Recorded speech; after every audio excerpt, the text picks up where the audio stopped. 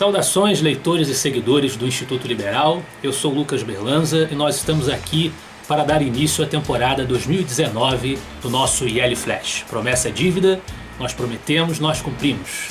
Para quem não se lembra, em 2015 nós tínhamos um quadro semanal que nós trazemos aqui em vídeo. Tínhamos esse encontro marcado com você que nos acompanha, que nos segue, para repercutir os artigos que mais bombaram, que mais fizeram sucesso, os temas que mais chamaram a atenção no nosso site oficial e nas nossas redes sociais.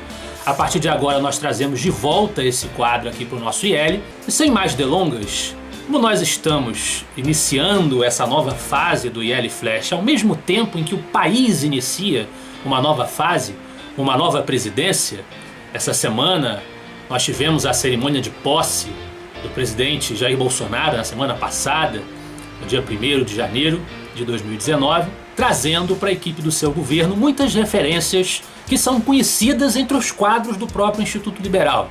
Nós tivemos aí Adolfo Saxida, Rubem Novaes agora assumindo um cargo de presidência de banco público, professor Ricardo Vélez Rodrigues assumindo o Ministério da Educação, ele que editou livros pelo IL na fase Donald Stewart, na gestão do Donald Stewart. Então nós temos aí uma janela aberta para possibilidades de que as ideias, as teses que o nosso instituto sempre defendeu tenham algum tipo de penetração maior na sistemática do governo, nas propostas a serem implementadas pelo governo. Mas mesmo assim, muitas questões naturalmente surgem e a gente poderia dizer, como pela cepa do bom liberalismo, que a atitude correta e sábia a se tomar diante de um político, diante de qualquer política que venha a ser implementada, por mais que as cores dela nos agradem, é o ceticismo. Então é natural que surjam dúvidas e surgiram muitas críticas já nesse começo de governo. Críticas, sobretudo, ao tipo de discurso que o presidente da República usou na sua cerimônia de posse, nos seus pronunciamentos de posse, e também ao encaminhamento que o Ministério das Relações Exteriores, o ministro Ernesto Araújo, começou a dar a certas questões. Muita gente começou a achar que a coisa estava fora do tom, que estava sendo distraída a atenção do governo das questões importantes, que seriam a economia, em que nós temos hoje o super-ministro Paulo Guedes, e a segurança, questão premente para a sociedade brasileira, em que as pessoas não sabem se voltam vivas para casa. E hoje tem ninguém menos que o juiz Sérgio Moro, a grande referência da Operação Lava Jato, a testa do Ministério. Então as pessoas começaram a dizer, puxa vida, se preocupar com Israel, né, se preocupar em estabelecer relações internacionais mais influenciadas pelas democracias ocidentais, se aproximar dos Estados Unidos, do Donald Trump, isso é contraproducente, isso é prejudicial para a nossa economia, nós temos que ter relações com todo mundo, então esse encaminhamento está mal conduzido. E aí no primeiro artigo de hoje, que é de minha autoria, o que importa no governo Bolsonaro, eu justamente dialogando com um artigo do jornalista Geraldo Samor e também com as colocações do economista, o estimado economista Gustavo Franco, figura importante do Plano Real, eu coloco um pouco uma crítica a essas críticas, né? Um contraponto a esses posicionamentos. Eu acredito que o líder político, o grande líder político, precisa estabelecer sinergia com a sociedade. Ele precisa sim sustentar valores, sustentar visões de mundo, como fizeram, por exemplo, Ronald Reagan, que desafiando o totalitarismo soviético e, portanto, fazendo os Estados Unidos assumir uma posição firme, contrariando toda a tendência que vinha sendo seguida antes, falando duro com a União Soviética, conseguiu equacionar os dilemas, os dramas também econômicos da gestão Jimmy Carter. Margaret Thatcher, que também tinha esse discurso de valores, de uma percepção de alinhamento internacional, também é referência até nos colóquios do Instituto Liberal de reformas privatistas. Winston Churchill, que lutou pela liberdade contra o nazismo, contra o fascismo, também tinha uma retórica que enaltecia a vinculação ideal a uma civilização ocidental, uma civilização cristã. Então eu acredito que dar orgulho à população, entusiasmo à população pelas escolhas, pelas opções filosóficas e morais que o país faz, não necessariamente será um obstáculo à realização de reformas econômicas, não necessariamente será um obstáculo a que relações pragmáticas, que são inevitáveis, ainda mais para um país pobre como o nosso, sejam sustentadas e sejam mantidas. Então eu vou um pouco na contramão desse raciocínio. Também evocando essa referência ocidental, a importância desse patrimônio ocidental para o enraizamento da nossa cultura, da nossa tradição liberal, inclusive, nós temos um artigo do nosso estimado e antigo colunista João Luiz Mauad sobre Marco Túlio Cícero. Marco Túlio Cícero, Herói da Liberdade, é o título. Isso a despeito de nós estarmos falando de uma figura que viveu de 106 a 43 a.C., portanto muito antes do liberalismo como nós o entendemos hoje sequer fazer sentido. Benjamin Constant falaria da diferença entre a liberdade dos antigos, que tinha mais a ver com a participação no sistema político, e a liberdade moderna, que é a liberdade individual, a liberdade contra a coerção do Estado, as imposições do Estado.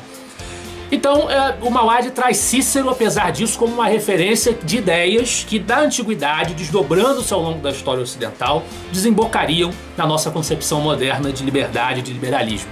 Cícero, que foi um jurista, um orador da República Romana, influenciou os filósofos iluministas. A gente tem uma citação que o próprio Mauad traz no artigo de John Adams, um dos pais fundadores dos Estados Unidos, dizendo que não houve ninguém maior entre os estadistas do que Cícero, como referência para os padrões do casamento entre a ordem e a liberdade. E ele lista no artigo uma série imensa de citações de Cícero que demonstram que isso realmente tem a sua procedência. A gente vê Cícero mostrando extrema desconfiança dos burocratas, do inchaço do poder dos burocratas. Cícero dizendo que o governo tem moralmente o dever de proteger e defender a propriedade privada, respeitá-la e respeitar direitos que até deveriam anteceder à própria organização da sociedade política e do Estado. E eu destaquei uma citação que o Mauad separou, que deixa muito clara essa importância, essa utilidade de nós revisitarmos Cícero. E que ele diz assim: embora a liberdade seja estabelecida por lei, existe a necessidade, portanto, como diria também a teoria lockeana, de uma comunidade política, para manter as liberdades individuais, proteger a vida em sociedade, devemos estar vigilantes, pois a liberdade para nos escravizar está sempre presente sob essa mesma lei. Nossa lei fala do bem-estar geral do povo. Sob essa frase, todos os tipos de excessos podem ser empregados por tiranos. Então, em nome do bem público, em nome de atender a todos, modernamente nós poderíamos dizer em nome da distribuição igualitária das riquezas, todo tipo de tirania e de totalitarismo se impõe e se estabelece. Essa vigilância já estava lá, sendo inspirada pelos ecos distantes de Cícero. E essa vigilância deve continuar no governo atual, a despeito da penetração desses nomes liberais dentro dos ministérios e das secretarias, porque a gente já tem também alguns penduricalhos, uma cultura política patrimonialista muito antiga no Brasil, alguns penduricalhos e problemas dos governos anteriores para resolver. E é sobre isso que trata o artigo do bacharel em Direito e servidor federal Júlio César Cardoso. A farra do empreguismo público continua. Ele faz menção aqui simplesmente a uma manobra do, agora a gente pode dizer isso, ex-presidente Michel Temer, no apagar das luzes, para nomear o Carlos Marum, que foi chefe da Secretaria de Governo, para Itaipu, para um cargo de conselheiro na Itaipu Binacional até 2020, um salário de R$27 mil. E aí o nosso César Cardoso aproveita esse exemplo, dizendo que Bolsonaro tem que anular essa nomeação quanto antes, tem que agir para modificar isso o quanto antes, para apontar o dedo para essa ferida da nossa estrutura política, que são esses cargos de conselheiros e de conselheiros estatais e similares e congêneres que ganham poupudas verbas numa situação de crise, de drama fiscal que o Brasil ainda tem que resolver. Nós estamos aí diante da necessidade extrema de nós aprovarmos uma reforma da Previdência que possa nos ajudar a equacionar esse drama. No entanto, estamos aí ofertando cargos para conselheiros ganharem poupudas verbas, né? Algo a se mudar, algo a se alterar no nosso encaminhamento político. No mesmo sentido de avaliar os desafios da presidência Bolsonaro, o nosso Roberto Rachevski, empresário, fundador do Instituto de Estudos Empresariais, traz a pergunta, novamente uma questão: quais serão os maiores desafios de Bolsonaro na presidência? Para o nosso Roberto Rachevski, que é um conhecido objetivista, adepto das teses de Ayn Rand, o governo terá que conciliar a sua retórica patriótica, a sua sensibilidade nacional, a fé religiosa, né, Bolsonaro católico, Michele evangélica, terá que conciliar isso com a prevalência de uma ética individualista e privatista, liberal, portanto, que seja capaz de cumprir os compromissos que Bolsonaro assumiu no seu discurso de posse, mais uma vez o discurso de posse, o nosso flash de hoje, que são nada ambiciosos, tá? Libertar o Brasil do socialismo, e muita gente falou, que socialismo é esse? Né? As pessoas realmente estão atrasadas na leitura do ambiente que o Brasil vive há pelo menos mais de uma década. Da inversão de valores que precisam ser... o valor de respeito público passa pelo valor do indivíduo, pelo valor do respeito à iniciativa privada, do respeito à iniciativa individual. Está muito pouco em voga.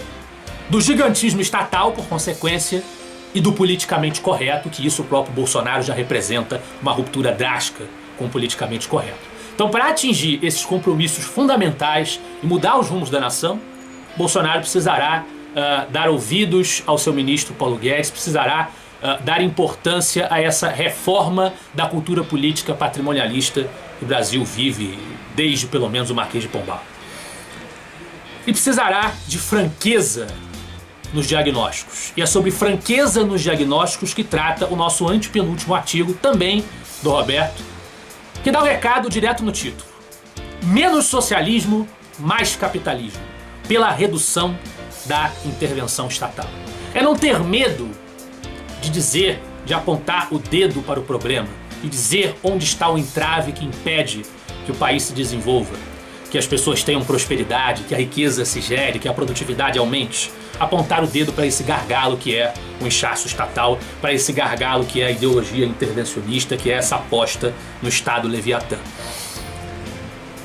Por falar em apontar o dedo, olhar para o que importa, a gente também tem encarado algumas distrações bastante dantescas, eu diria, e é sobre essas distrações, essas sim distrações dantescas, ficar tratando de filigranas, de detalhes bizarros, é disso que trata o nosso penúltimo artigo, do Pedro Henrique Alves, ele que também é editor do nosso parceiro, Burke, Instituto Conservador, com seu artigo Rosa e Azul, a literalidade da burrice. Todos devem ter visto a ministra de Direitos Humanos, a Damares. Eu não vou entrar nem aqui no mérito se ela deveria ter sido nomeada ou não, se o ministério deveria existir, que eu pessoalmente acho que esse ministério deveria desaparecer. Acredito que muitos amigos concordarão com isso, muitos que nos assistem concordarão com isso, mas a gente sabe que a política tem seus limites e é a arte do possível. Fato é que esta senhora gravou um vídeo falando que meninos vão usar azul e meninas vão usar rosa. Um vídeo descontraído, né, que ela publicou e que despertou uma reação histérica nas nossas esquerdas, sobretudo as nossas esquerdas midiáticas, né? A Rede Globo, os nossos jornalistas. A gente teve recentemente a cena do Jorge Pontual vestindo rosa e a Renata Lopretti azul na transmissão do Jornal da Globo, só para dizer que estavam protestando contra esta frase absurda e hedionda da ministra.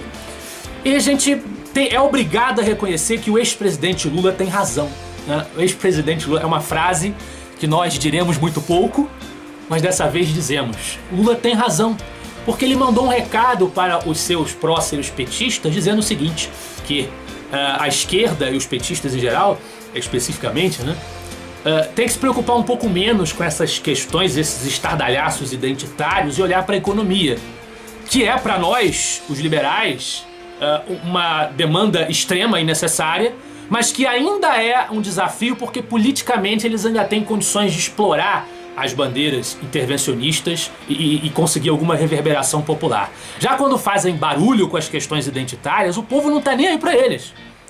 Isso só fortalece o governo Bolsonaro e só fortalece a direita. Então, não é querendo dar conselho para a esquerda, mas vocês estão fazendo a coisa muito errada. Finalmente, por falar agora em esperança, encerrando a nossa lista, o artigo que mais bombou no nosso site durante a semana, também do Roberto Rachevski, trata do Ministério da Educação. A maior revolução liberal no governo Bolsonaro virá da Secretaria de Alfabetização do MEC. Apesar de nós termos aí grandes expectativas na equipe do Paulo Guedes, Ricardo Vélez também colocou na Secretaria de Alfabetização, por exemplo, o Carlos Nadalim. E o Rachevsky enaltece essa nomeação e diz que traz esperança para a formação dos nossos estudantes, para a formação do nosso imaginário, da nossa capacidade cognitiva, para a manutenção da nossa capacidade cognitiva, porque muitas vezes as pessoas se emburrecem ao longo do tempo, expostas a toda a dose de absurdo no sistema educacional. E ele enaltece, elogia bastante o Carlos Nadalim pelo seu trabalho no método fônico, né, de ensinar a aprender a forma e o som da letra, que permitiria identificar palavras, vocábulos em qualquer língua baseada no nosso alfabeto. E também enaltece a importância de se dar atenção, além da gramática e da fonética, à lógica, à retórica, para que as nossas as juventudes, aqueles que se formam no nosso sistema de ensino, possam casar e organizar as ideias e saber construir um argumento, que é algo que está muito em falta e que vai enriquecer não apenas a nossa sociedade, como também o nosso debate público no Brasil. Nós tenhamos esperança e continuemos lutando. É esse o nosso recado de hoje. Eu espero que vocês gostem dos artigos. E semana que vem estaremos de volta. Afinal de contas, para nós, você é a parte mais importante da sociedade. Até a próxima.